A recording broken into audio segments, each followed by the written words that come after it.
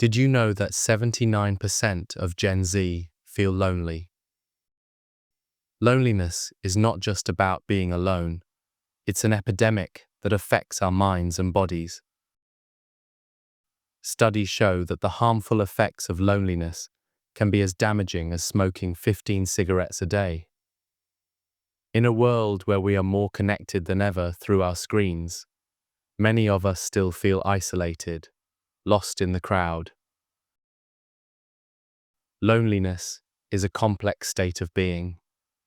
It is not merely the absence of company, but a deep gap between the social connections we desire and the ones we actually have.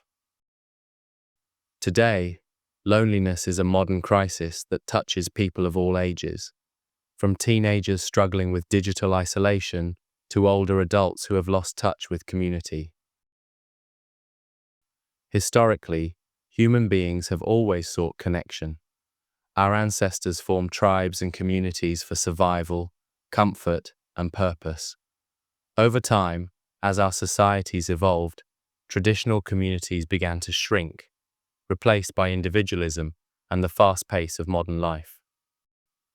This shift has left many feeling disconnected, even in bustling cities where millions live side by side.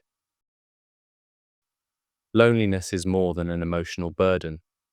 It carries serious health risks. Research indicates that chronic loneliness increases the risk of heart disease, stroke, and even premature death. Mentally, it can lead to anxiety, depression, and a cycle of negative thoughts that makes it harder to reach out for help.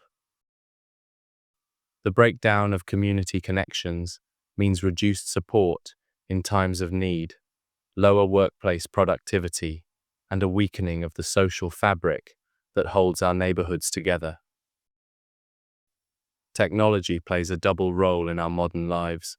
Social media and digital platforms promise to connect us with friends and family, yet they often create a false sense of intimacy.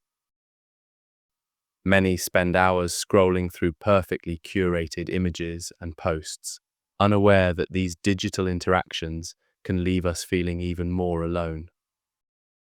The facade of constant connection hides the truth that real, face-to-face interactions are diminishing.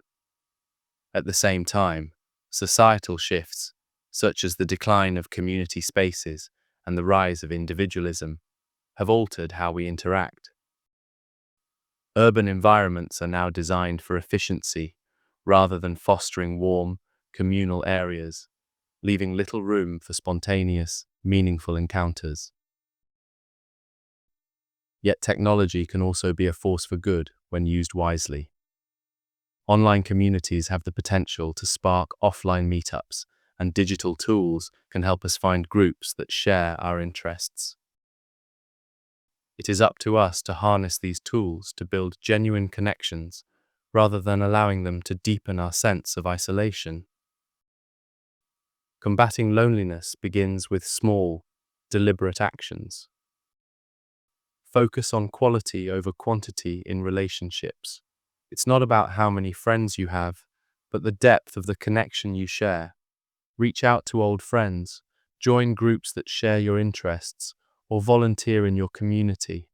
Replace some screen time with a walk in the park, a call to someone you miss, or simply a smile at a stranger.